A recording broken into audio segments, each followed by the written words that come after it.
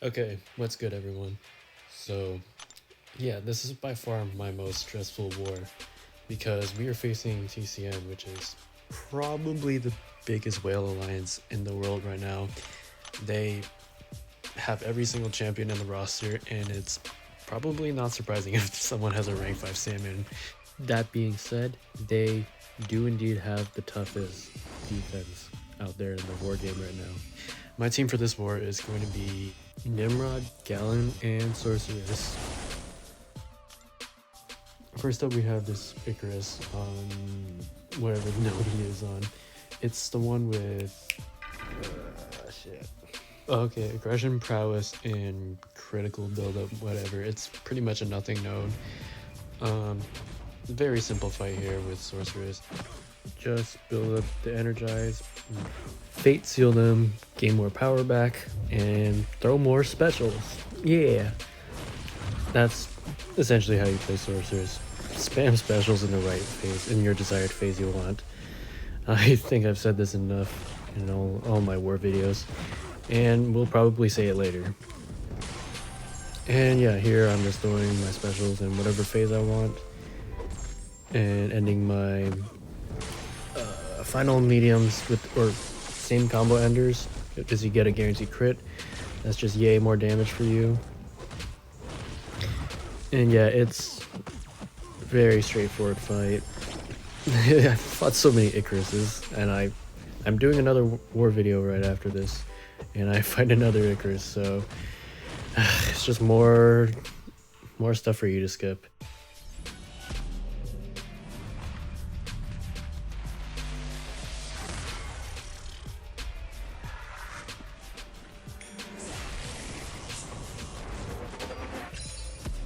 Alright, now to on the more scarier fights, except for this one. This one's just APOC on 28. It's just a standard Nimrod fight, but I do have to watch out for Flourish, the tactic. Just him to block from time to time. And I'm not too worried about this fight. The next fight I'm worried about is on 38, that spot right there. I'll show you later, but initially what happened was I joined with this team already, and then I started dueling spot, and I noticed something I noticed a huge issue.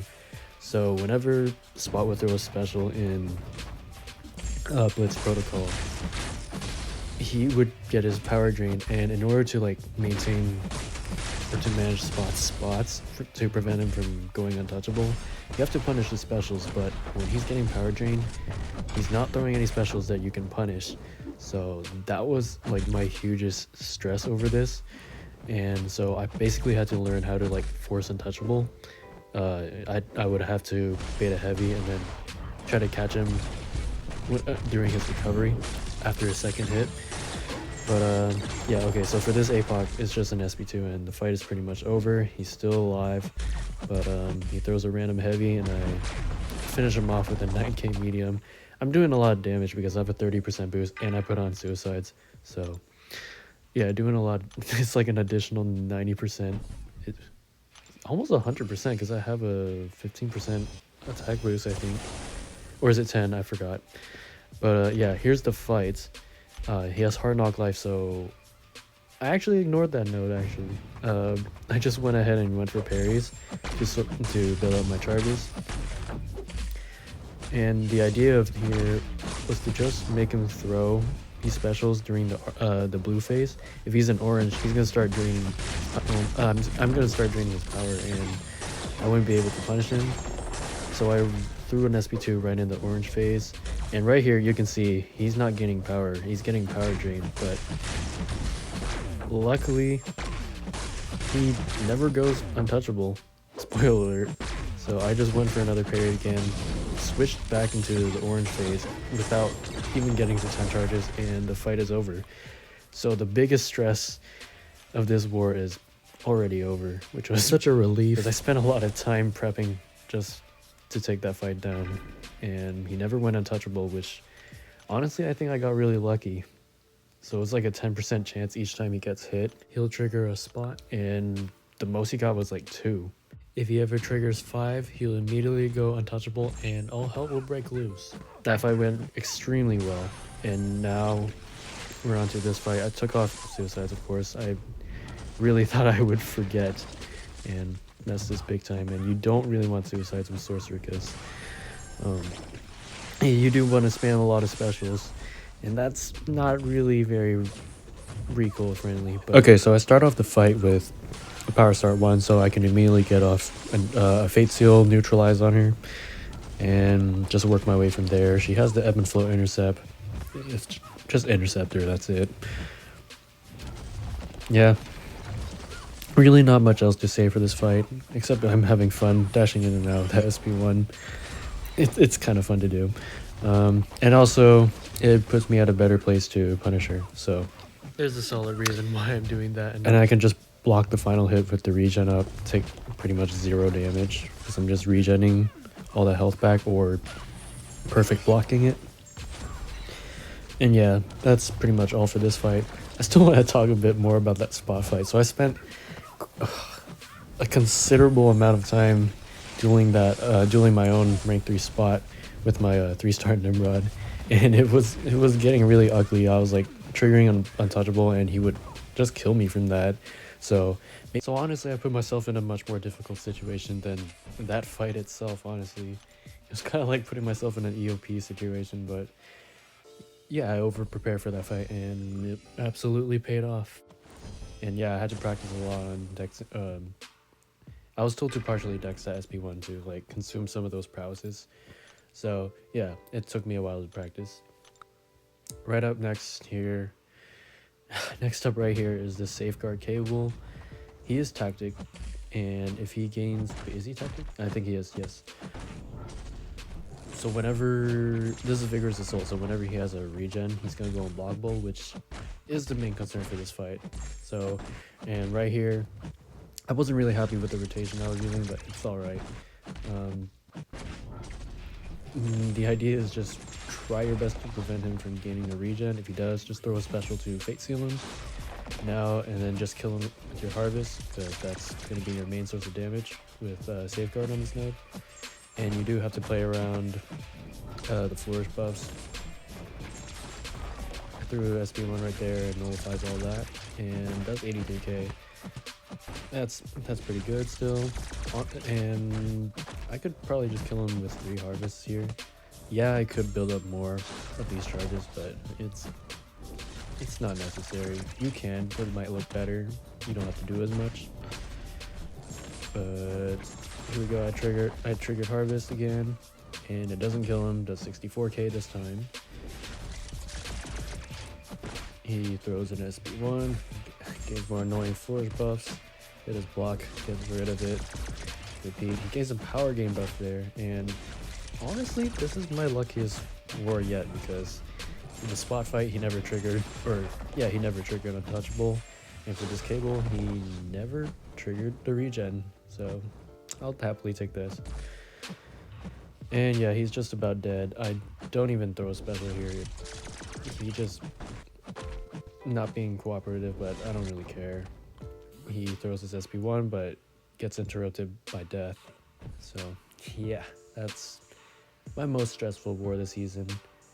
And unfortunately, we did lose this one. Honestly, it's been a pretty rough season for us. We were at top 10 at some point, and now we're down to like the top of Plat 1, which is not very good. We all want to stay in Masters. Fortunately, we still have 4 more wars left. Wait, no, we still have 3 more wars currently.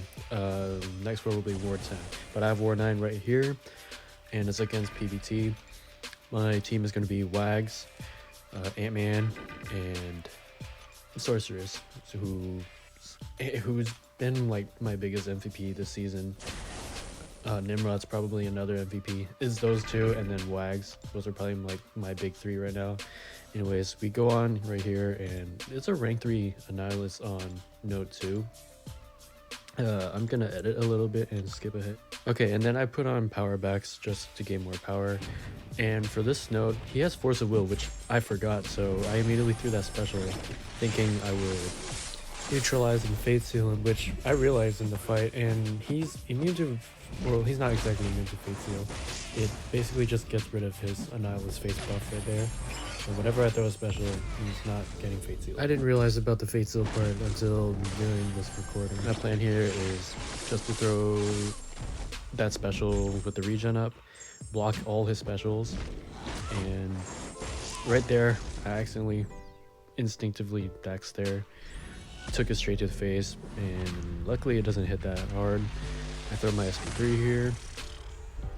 I will speed it up. You will probably see a speeded up version of this. And what happens next is I parry and throw an SP2.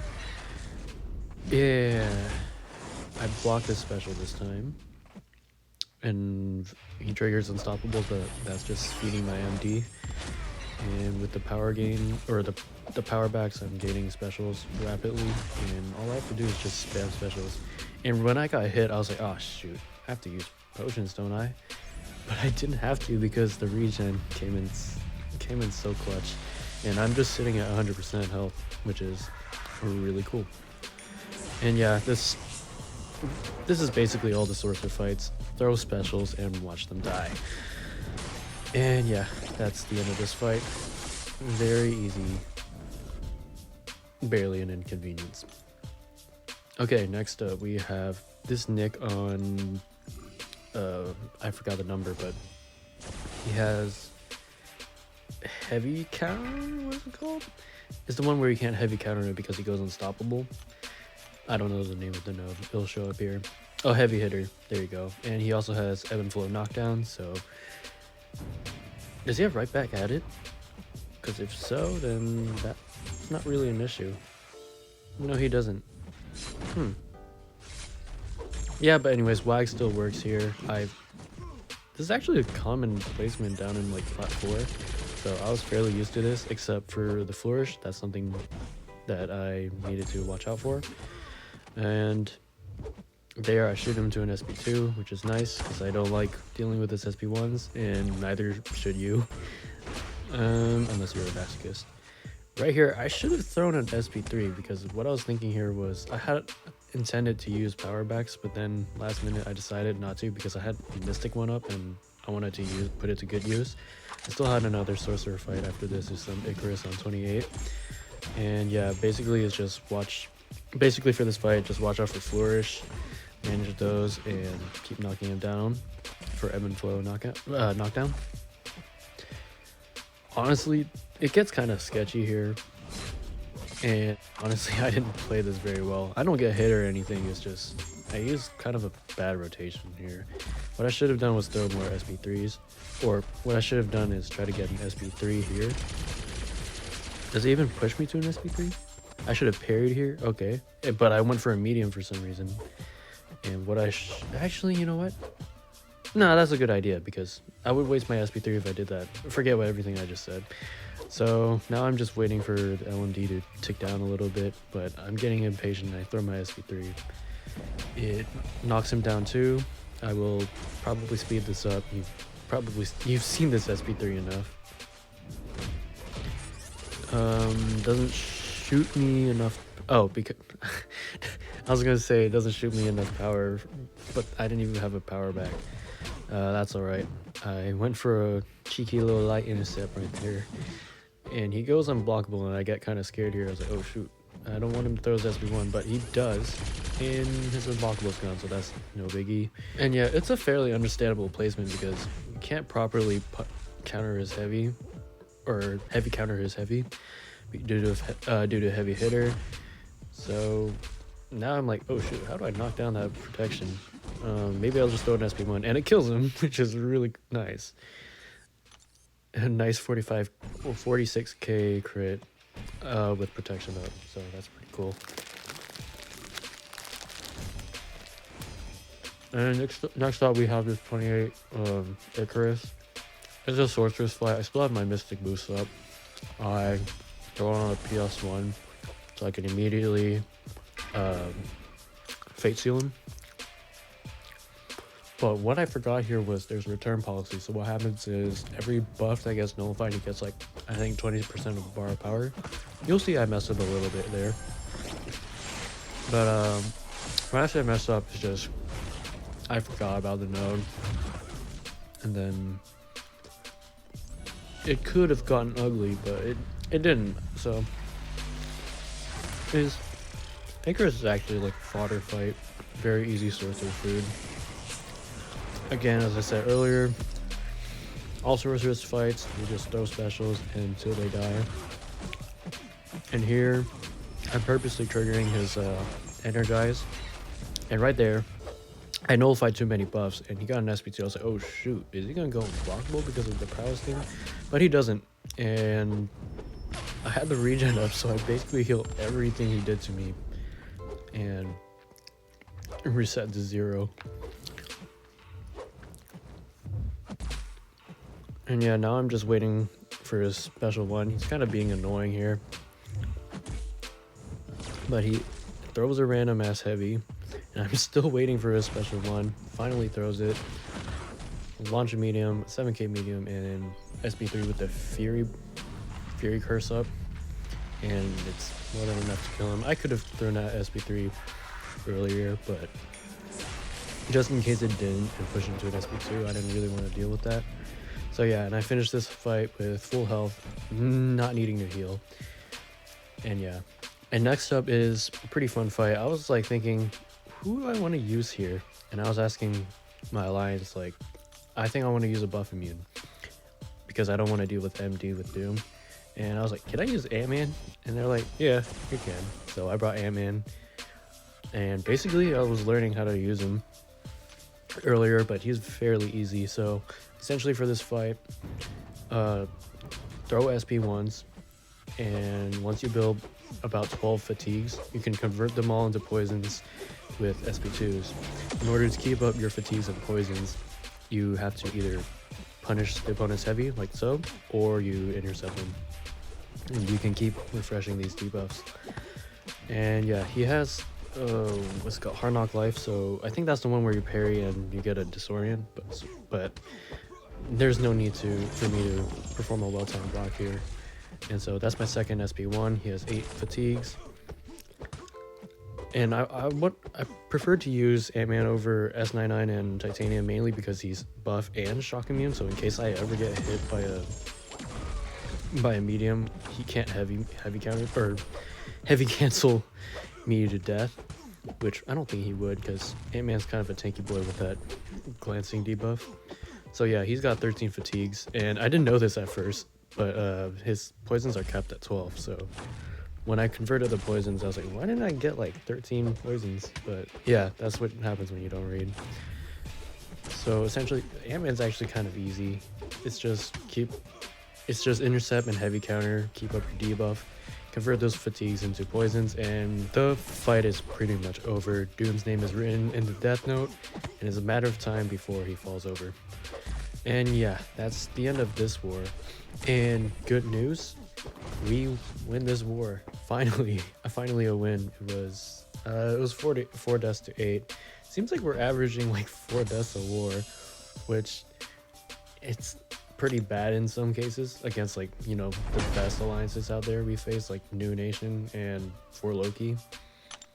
But yeah, we pull a win, but we're still in Plat 1.